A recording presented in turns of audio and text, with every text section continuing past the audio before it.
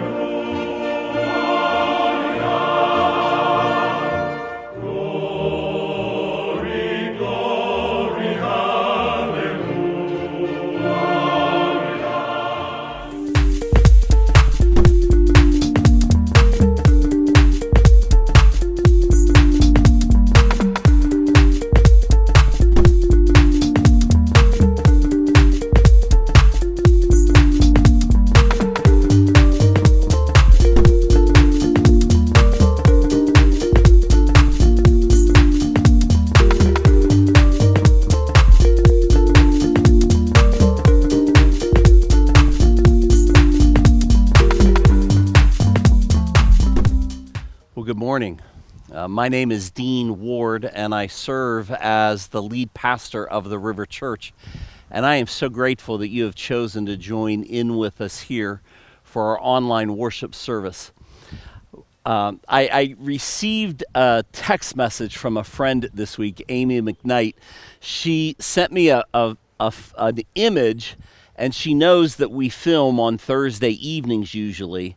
And she sent me this image and said, "Hey, Dean, I just want to let you know, I hope that you film and get done filming Thursday before the Thursday night high that's predicted kicks in."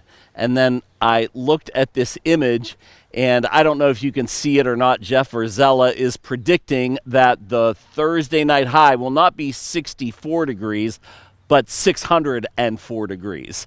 An extra zero in there makes quite a difference. So I wore my shorts just in case it got really, really hot, but it actually has been one of the most pleasant days of the summer so far. So I think we're good. Thank you for the warning, Amy. We are filming again today at the AK Valley Park here right off of Edgewood Road, at the corner of Edgewood Road and Freeport Road in New Kensington.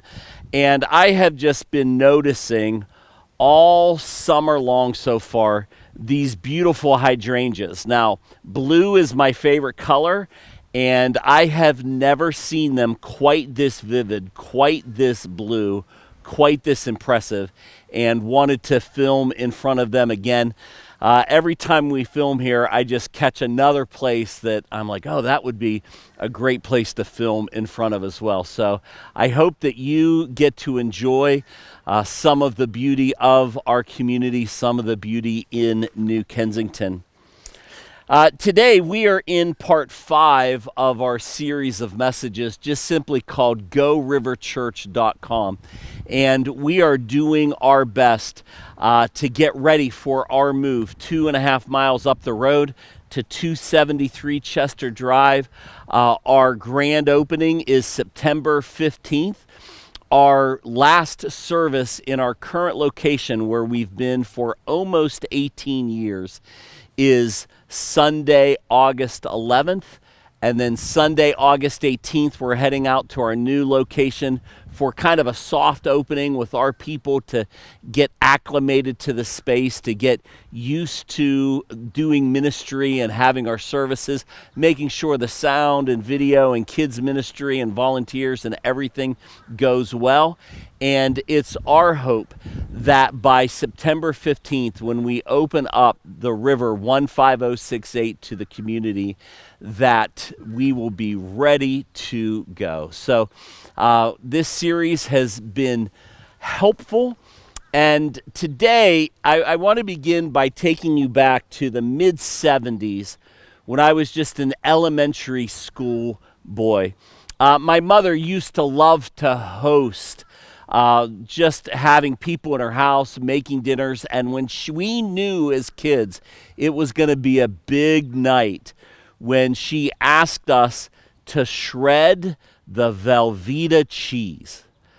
And you're like, how in the world can you shred Velveeta cheese? And what in the world would you ever want to shred Velveeta cheese for? Well, that meant that my mother was making her famous pear salad.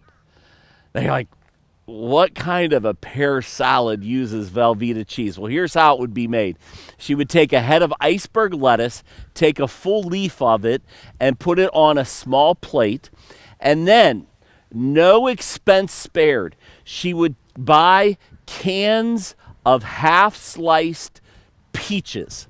And canned peaches, she would take a canned peach that was sliced in half, and she would turn it and set it on top of the green leaf iceberg lettuce. And then the kicker, she would take a tablespoon dollop of Miracle Whip. No, not mayonnaise, but Miracle Whip. And then she would sprinkle it with Velveeta shredded cheese. Now, my sister says that if it was really important company, she might put a cherry on top of it. I don't remember the cherry, but it was something as a kid I grew up having from time to time in our house, and I loved it. Now you may be thinking about that and like, I'm not so sure I would love it. Well, we'll get to that a little bit later. Well, I want to begin with and today's sermon is just simply called Bring Your Pear Salad. Okay, there you go.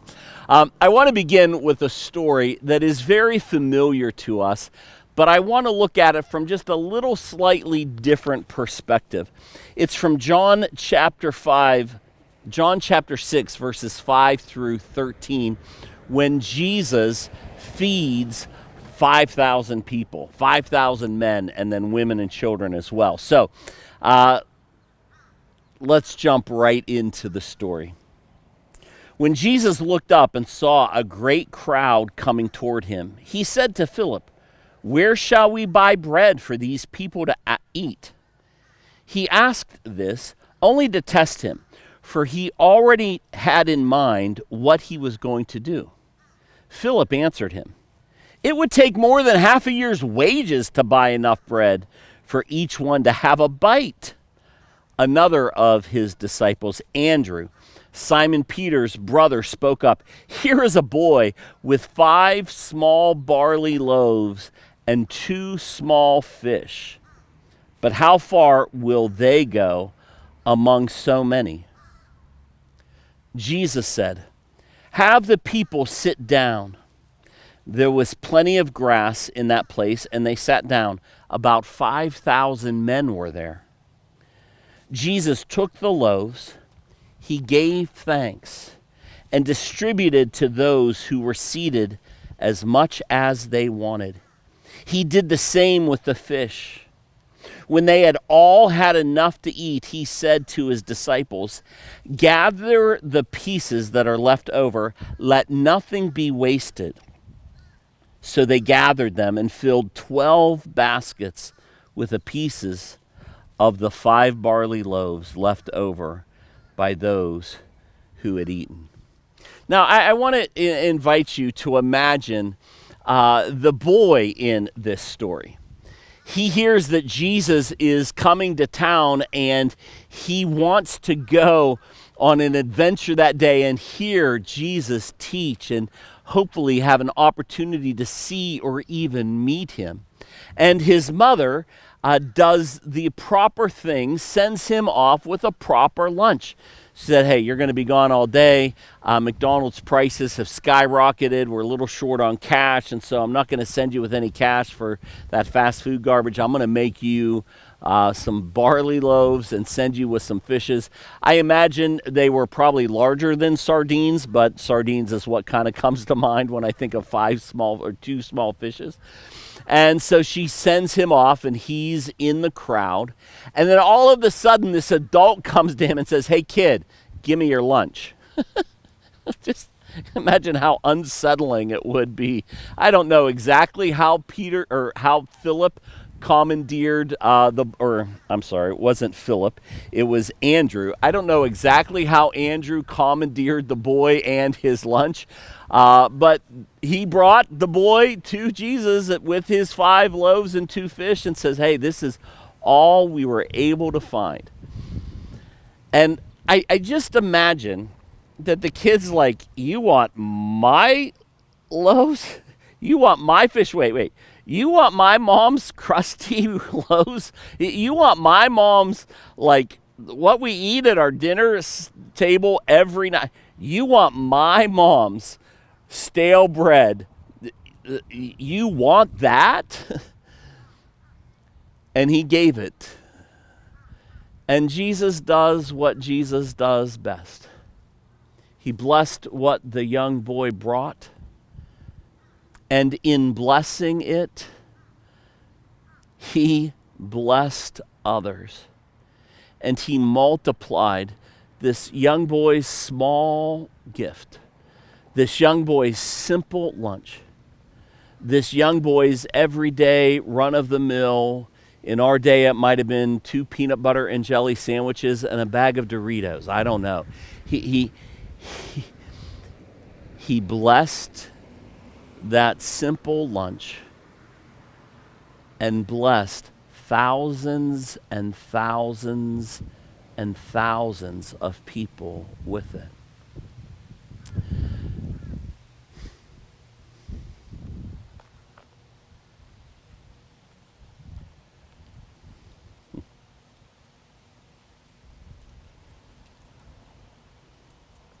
When thinking about my mother's pear salad this morning, thinking about the disciples coming and saying, "Hey, Jesus needs that," I'd be like, "Wait, you want my pear salad?"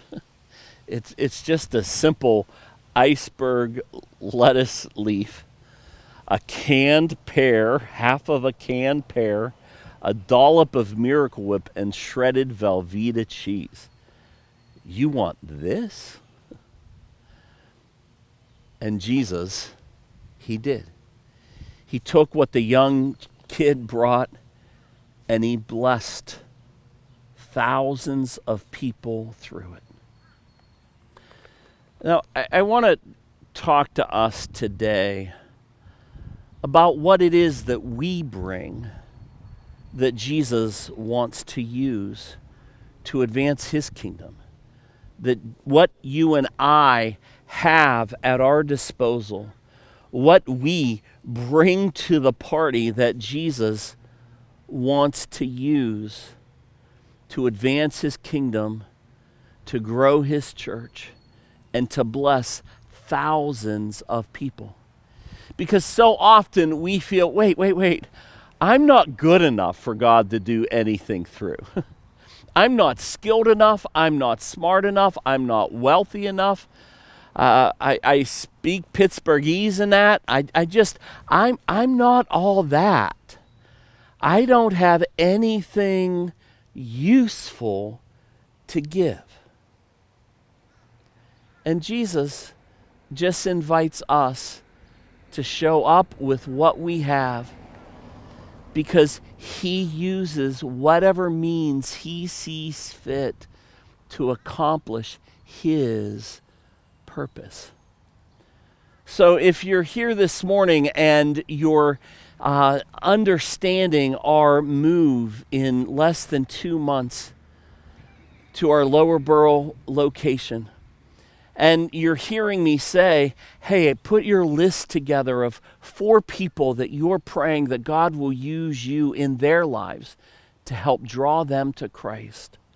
And you're looking at the opportunity that we have to make an impact in our community, in the 15068 area and beyond.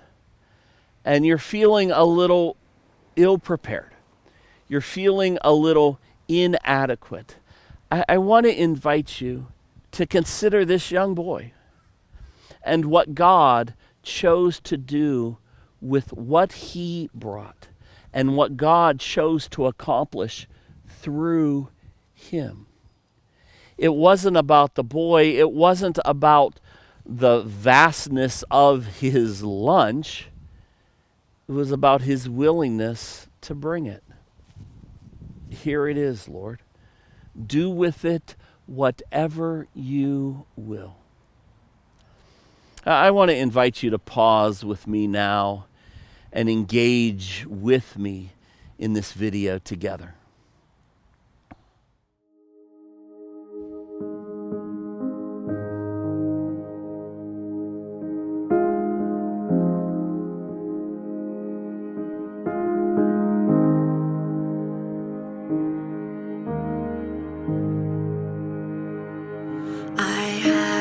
Decided to follow Jesus. I have decided to follow Jesus. I have decided to follow Jesus. No turning back. No turning back. I have decided to follow Jesus. I have decided to follow Jesus. I have decided to follow Jesus. No turning back. No turning back.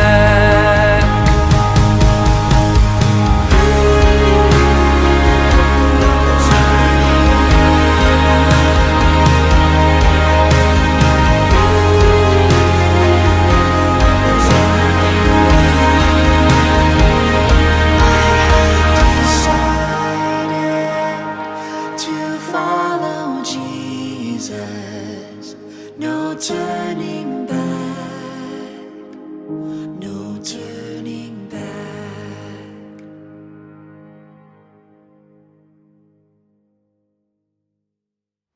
I hope you enjoyed that video and that it spoke to you and helped you.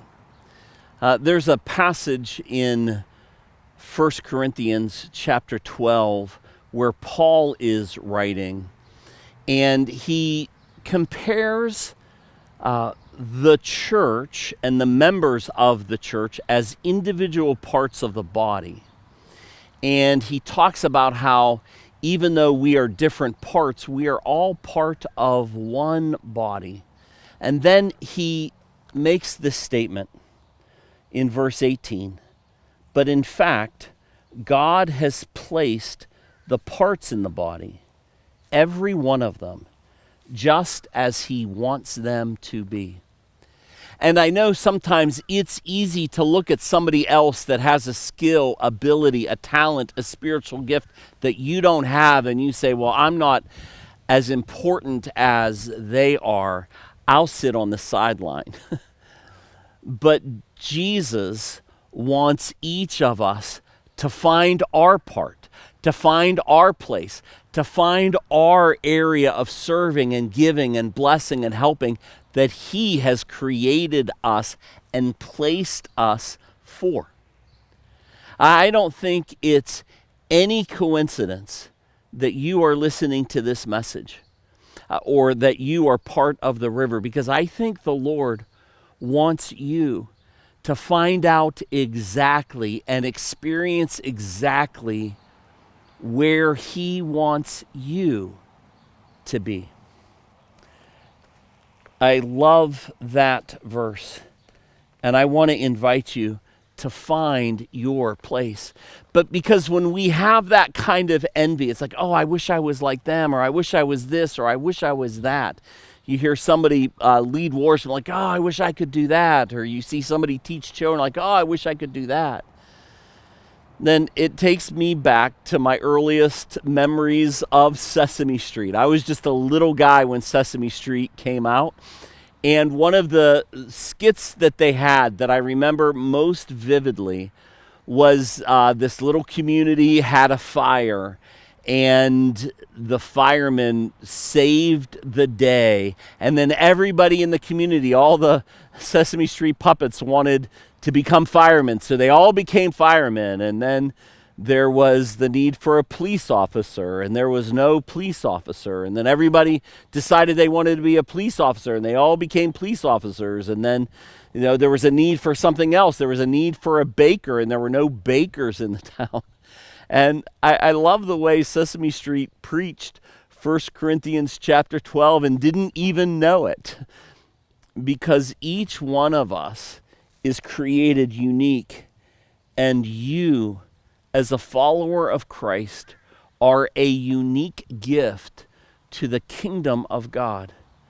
And I want to invite you to lean into that, to find your place, your purpose, your calling in God's kingdom, to advance his kingdom, to help people find and follow Christ, to help them know him in a saving way as well. Now, a pastor once said to me, rather in quite an exasperated tone, I was sharing with him one of the events we did and how many people came out and volunteered, and he just threw up his arms and said, I can't get my people to do anything.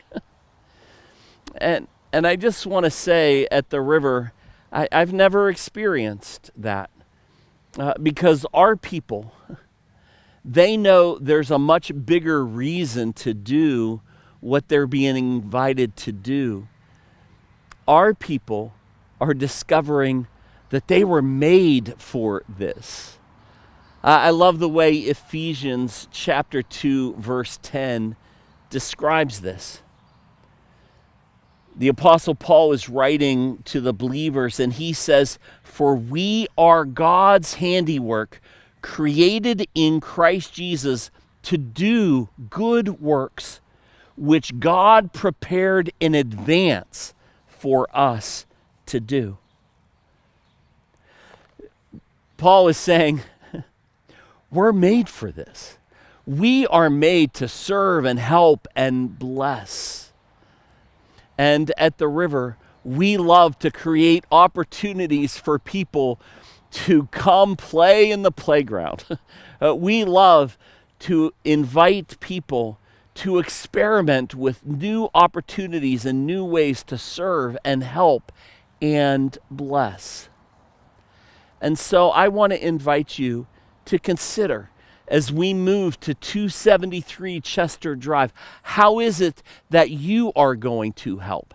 How is it that you are going to bless? How is it that you are going to impact other people's lives?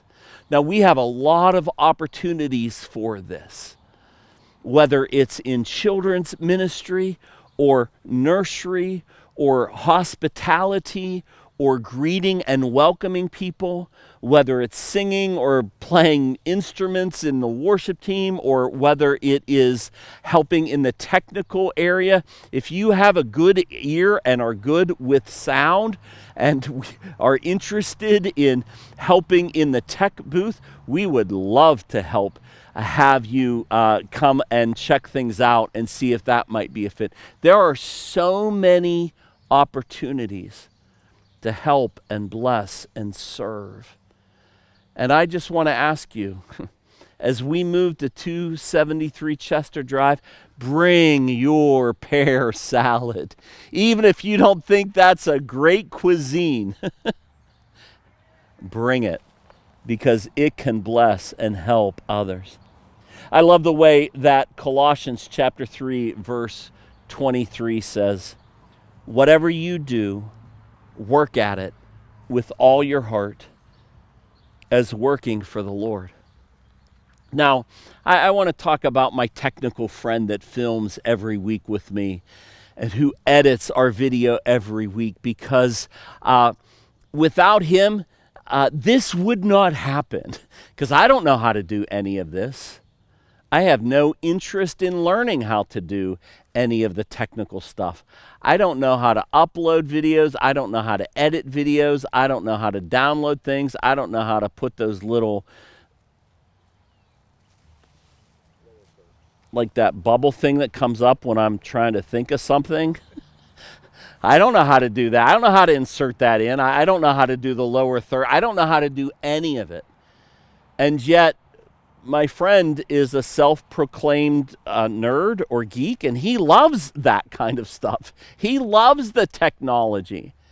And he can't believe that he gets to do something that he loves, that's helping others, that's helping advance the kingdom of God. Before the pandemic, I never thought of having him help with this. And then he's like, hey, I know how to do some of that. Would you like some help with it? Every week, faithfully, time and time and time again, hours joyfully given to serve and help and bless. And I'm so grateful for that, because he gets it. He's bringing his pear salad. It may not be impressive to others, his ability, as he looks like he's gagging at the idea of pear salad and Miracle Whip and shredded Velveeta cheese with a cherry on top. Yes. But he gets Colossians 3:23. Whatever you do, work at it with all your heart as working for the Lord. And finally, I just want to invite us to keep serving, keep helping, keep blessing. Don't give up. 2 verses that I memorized 40 plus years ago that have just stayed with me. 1 Corinthians 15:58. Therefore, my dear brothers and sisters, stand firm. Let nothing move you. Always give yourselves fully to the work of the Lord, because you know that your labor in the Lord is not in vain. Galatians chapter 6 verse 9 says, let us not become weary in doing good, for at the proper time we will reap a harvest if we do not give up. In 2017, I went to visit my aunt and uncle down in Williamsburg, Virginia, and they took me to a restaurant just down the street from their house. The restaurant was called, if I can say it correctly, Old Chickahominy House. Old Chickahominy House. While we were there, I met the owner, and he heard I was from Pittsburgh and declared that his wife was from the Pittsburgh area. And then he said with a longing absence in his heart, like, oh, she would give anything for some Isley's chip chop ham. And I said to him, well, the next time I'm down, I'll bring some for you. And so I, the next year, was heading back down, and I stopped at Giant Eagle and bought 2 pounds of Isley's of the chipped ham, and bought that bottle of the Isley's barbecue sauce that's used in chip chop ham. And I stopped in and gave it to him. He was thrilled to death. And I sat down to enjoy lunch. And on the menu, it had this little thing called fruit salad, and it was sounded good. So I wanted to try fruit salad, and he brought out this thing. It was a piece of lettuce and a half a pear, and it was covered in some kind of white sauce with some shredded orange cheese on top. And I'm like, that looks oddly familiar. I'm going back in my mind 40 years or so. I took a bite, and instantly I was back to being an 8-year-old kid in the mid-70s eating my mom's pear salad. It was a new version of an old classic, and it was fantastic. Well, I just want to encourage you. If you've tried serving before and it didn't fit you well, try again. If you've worn yourself out serving, maybe there's a way it can be done replenishing your soul instead of damaging your soul. Try it again. If you couldn't fit, perhaps, into the in crowd and get your foot in the door and find a place to serve because it was filled up, it seemed, and everybody was enjoying their area of service, and you couldn't find a place to fit in, I want to invite you, try again. If you think volunteering or helping is too much like working for free, I want to invite you to try again. Because you may just very well find why you were created.